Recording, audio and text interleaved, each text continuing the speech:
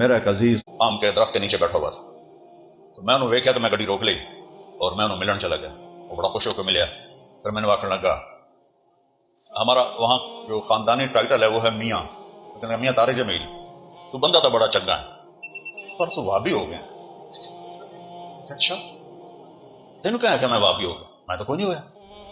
میں کہ وہابی کون ہوندے کہ جڑے پیراں نوں نہ منن؟ میں کہ میں تو منے نہ، میرا قادری سلسلہ ہے. ہاں میں آنا پیر جڑا ہے وہ چنگی گل تو سمجھا سکتا پر پتر نہیں دے سکتا، وہ اللہ دیندا ہے. اللہ دس ایو تو گل وہ پیر بھی پتر دین دین. میں کہ وہ کدو دین دین؟ کہ ہر پیر دا کوٹا ہے اللہ کول، ہر پیر اپنے کوٹے چو لے کے دے دیندا ہے. اب یہاں لا الہ الا اللہ کہاں گیا؟ وَإِيَّاكَ نَسْتَعِينُ کہاں گیا؟ لا معبود الا اللہ.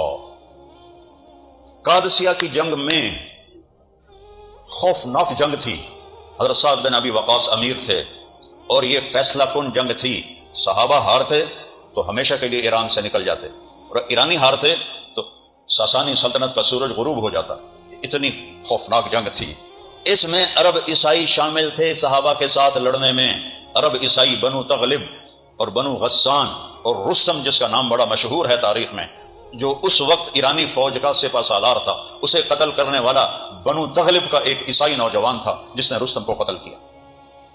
تو انہوں نے تو کافروں کو بھی ساتھ ملایا. تو شکرانے کے نفل پڑھو. اللہ تعالیٰ نے یہ صلح کرا دی. اللہ کرے یہ صلح پکی رہے. میرے نبی نے کہا جنگ کی تمنا نہ کرو، لا تتمنوا لقاء العدو، جنگ کی تمنا مت کرو. میرے نبی نے فرمایا ہاں ہو تو پھر جان دینے کے لیے کفن باندھ کے آ جاؤ، سر ہتھیلی پر رکھ کے آ جاؤ. جنت انتظار کر رہی ہے، جنت کی حوریں انتظار